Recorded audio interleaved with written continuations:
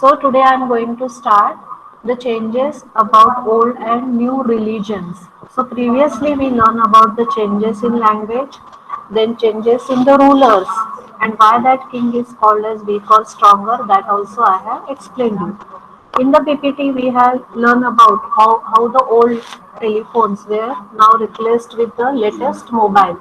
So that made our communication very easy. In old days, instead of they were using the leaf to write their stories or to write their praises for the kings.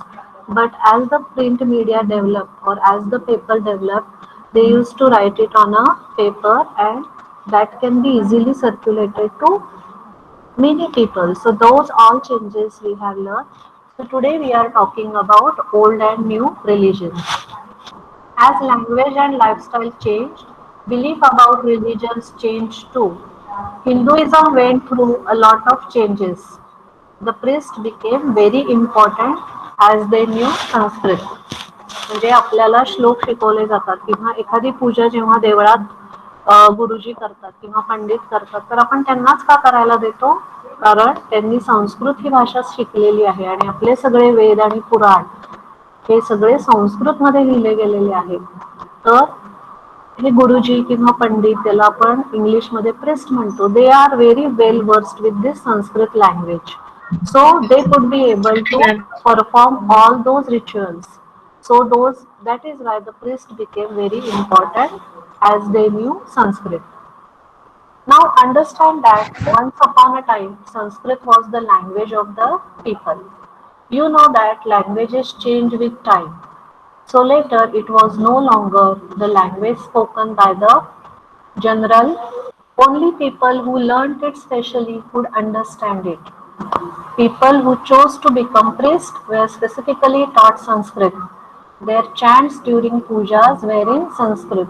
आपण घरी पूजा करतो की नाही तेव्हा श्लोक म्हणतो मंत्र म्हणतो तर ते श्लोक आणि मंत्र संस्कृत लँग्वेज मध्ये लिहून ठेवलेले आहेत आपल्या वेदांमध्ये आणि पुराणांमध्ये. Still we are using those same which are there in Sanskrit but priests were well trained about the Sanskrit language, so they have given the lot of importance during performing rituals. So people started considering priests to be very special. Even kings at that time gave the priest a lot of importance for this reason. So can you see the picture? The priest is performing the puja. So while performing this, he is recalling all the shlokas or mantras which are in Sanskrit. Rituals became more and more complex and absolutely require the priest to perform them, which further increased the importance of the priest. Around this time, a new idea developed of directly worshipping a god without priest and rituals.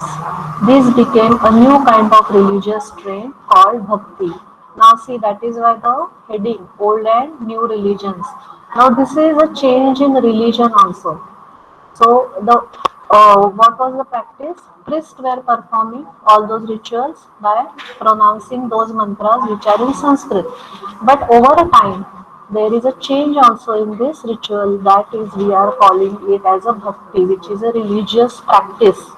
भक्ती म्हणजे काय? तुम्ही ज्या देवावर विश्वास ठेवता त्याचं तुम्ही नामस्मरण करा किंवा त्याची पूजा करा. It is not needed that there should be a priest always around to perform those rituals or puja. But there is a change in this religious trend that we are now started calling as a bhakti. As merchants from the Middle East came to India, they brought Muslim ideologies to India.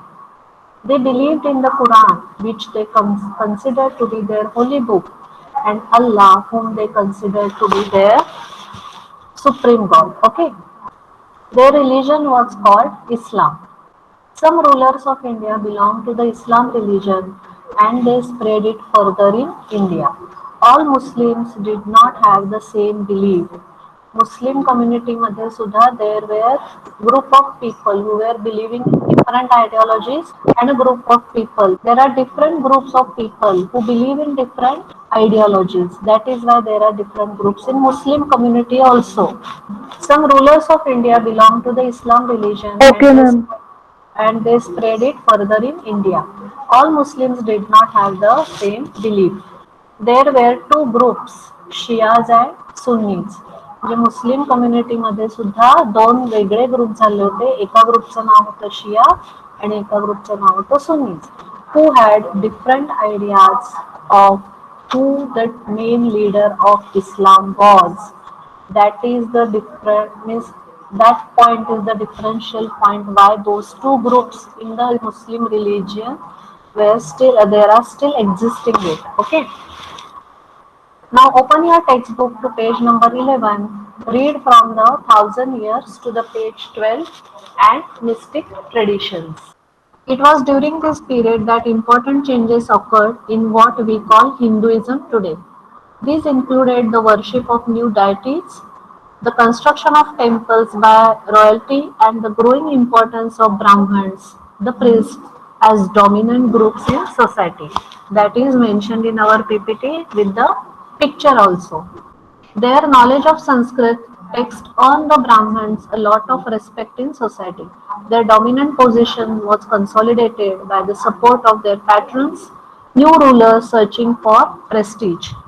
So patrons meaning is mentioned in the bottom of the bottom corner of the book on your right hand side. An influential wealthy individual who supports another person, an artist, a craftsman, a learned man, or a noble. Means he is supporting those with new ideas. That is patrons. Okay. So now I'm moving on to the last paragraph on page number 11. One of the major developments of this period was the emergence of idea of bhakti. We learn now the priests were giving lot of importance, but what was the change in that practice? The practice or the idea of bhakti that is introduced. Emergence of the idea of bhakti of a loving personal deity that devotee could reach without the aid of priest or elaborate rituals. आता आपण जसं रोज गणपतीचं स्तोत्र म्हणतो, घरी पण म्हणतो किंवा आपण देवळात जातो. Whenever we pray our beloved God, so do we need always priest? No, it is our own style how to pray our God. So that is why a new concept of bhakti we say that it is introduced, that is a change now. Move on to page number 12. From the first paragraph, I am reading out the content. Merchants and migrants first brought the teachings of Holy Quran to India in the 7th century. Muslims regard the Quran as their holy book and accept the sovereignty of one God. Allah, whose love, mercy, and bounty embrace all those who believe in Him without regard to social background. So, this is about the Muslim community or the Muslim people who came to India or as a merchants, as a businessman. And when they came to India, they brought their religion also along with them. So this is they want to say, and their holy book is Quran. So they wanted to read about it. They wanted to teach about this, the teachings from Quran. Now I'm moving on to the second paragraph on page. Now it is second paragraph on page number 12. The second line. And like Hinduism, Islam was interpreted in a variety of ways by its followers. There were the Shia Muslims who believed that Prophet Muhammad's son in law, Ali, was the legitimate leader of the Muslim community, and the Sunni Muslims who accepted the authority of the early leaders, Khalifas of the community and the succeeding Khalifas. So here they are talking about the two different groups in Muslim community, that is Shia and Sunni. So Shia used to believe in Prophet Muhammad's son-in-law, that is Ali. And Sunnis they used to believe in Khalifas. Khalifa means the chief of that. Okay. So this was the different ideas by the two groups in Muslim community or Muslim religion were existing. So Shia and Sunnis were the two different groups in Muslim religion. Now I am moving on thinking about time and historical periods. Okay, now we will come to the PPT again. So we just talked about the changes in religion, practices in the religion that we learn. Now it is going to be about time and historical periods. What is the change in this? When your parents talk about the time when you were a baby, it is just a day or a week. It may be the first 2 or 3 years of your life. When your grandmother talks about the time when she was a child, she is probably talking about roughly 15 years long time. So see how it is. When now if you talk about your childhood, it is just a matter of 4 5 years. But if your grandmother is talking about her childhood, it might be means it might be a period of 50 or 60 years old. So that is what a time change, how it is changed. When historians talk about time, it is a very long period, usually 200 to 300 years at the very minimum. So, have you understood the meaning? Why it is given the example of childhood of a baby and childhood of a grandmother? So, that is why the period we are talking about. But here in the book, historians are talking about the history. It is not just a matter of 20 or 25 years. It is a matter of changes or the records which are there in the history 200 to 300 years ago. So that is why they have given the references of that baby and a grandmother. The period that you are studying this year is roughly 1,000 years long. So many things change in this time in many different ways. The first part of this period is called the Hindu period. So this is very important you to keep it in mind. What is Hindu period means, what is Muslim period means, and what is British period means. Because in this book, as I told you in the first lecture, we are talking about the medieval period. So that is between the 7th century to 17th century. So the first part of this period is called the Hindu period, the middle part is called the Muslim period, and the last part is called the British period. Middle पार्टला Muslim period का म्हटलेला आहे तर हे तुमच्याच बुकमध्ये आपण नंतर शिकणार आहोत. So reading out the content from the textbook, we have read this content from the textbook from page number 11 to page number 12. Now on the same page, I am going to continue the next topic, that is time and historical periods through PPTs. Then I will show you the content from the textbook. Okay, first have a look on the PPTs. So this we talk about when you are talking about parents, the time when they were a baby. When you were a baby, it is just a day or a week. It may be the first 2 or 3 years of your life. When your grandmother talks about the time when she was a child, she is probably talking about roughly a 15 years long time. When historians talk about time, it is a very long period, usually 200 to 300 years at the very minimum. The period that you are studying this year is roughly 1,000 years long.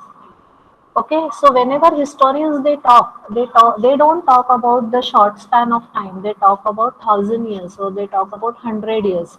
That is why the example of when a baby is talking about and when a grandmother is talking about, that is mentioned in the book. कारण आपण आपलं उदाहरण देत असतो की मग माझ्या लहानपणी मी काय केलं, तर we are just talking about 15 to 20 years. And if your grandmother is talking, she might be talking only about 30 to 40 years. But this is not the case in historians. Whenever they are giving the references of history, they are talking about over centuries or over 1,000 years. Okay. So many things change in this time in many different ways. The first period of this, the first part of this period is called the Hindu period. The middle part is called the Muslim period, and the last part is called the British period. Okay. What are these names? So we will come to know why they have called it as Hindu period, why the middle part is called as Muslim period, and now the modern history we call it as a British history. Okay. These are names of the groups that were in power over most of the land for those periods. आता त्याला Hindu period का म्हटलं होतं? So most of the rulers of that period were Hindus. So that is why it is known as, or it is known by Hindu period. So the major ruling power changed along with the name of the period. Okay, have you understood why that period has given the name of Hindu period or Muslim period or British period? It is only because at that time the most of the rulers were from that religion. Okay. The problem with this system of naming is that all other changes in the society suddenly seem unimportant, which is actually not true. So historians call it as a medieval period instead. तर तेव्हा Hindu religion होतं किंवा Hindu ruler होते म्हणजे बाकीचे religions नव्हतेच का? त्यांच्यामध्ये काही चेंजेस होत नव्हते का? Or whether they are least important? No, we should give the equal importance to those religions also. So instead of calling at is as by the religion, historians started calling it as a medieval period. Okay. Before that, it was the ancient Indian period, and after that is the modern Indian period. So, look at the period which is mentioned over here and see why the names are given in different ways. Okay, so it is shown from the 1815 to 1834, and we have come up to 1945 to 1960. So during those period, whoever the rulers, and we are here talking about the medieval history. This is that period we call it as a medieval history. Okay, the period and the pictures are mentioned here in your PPT. Now again come back to the textbook. Now I will stop sharing the PPTs.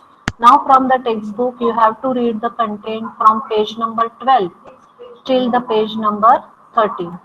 Now thinking about time and historical periods, I am on page number 12. As I said before, I will read out the main points from the content of the textbook. On the first paragraph, the last sentence, the study of time is made somewhat easier by dividing the past into large segments, that is periods, that possesses shared characteristics. So this is the most important part, the last paragraph on that page number 13.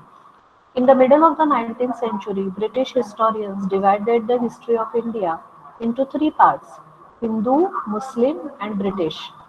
This division was based on the idea that the religion of rulers was the only important historical change, and that there were no other significant developments in the economy, society, or culture.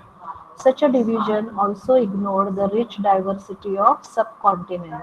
So dividing history into Hindu, Muslim, and British, what was the problem? These are the problems which are mentioned in last 3-4 sentences on page number 12. Because other religions or other developments were given the least important in that time. So historians, they don't have any access to those changes, those developments. So that was the problem for giving the names by the religion to the period of history.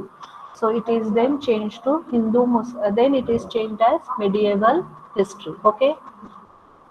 Now I am coming on to page number 13. First paragraph. Few historians follow this periodization today. Most look to economic and social factors to characterize the major elements of different moments of the past.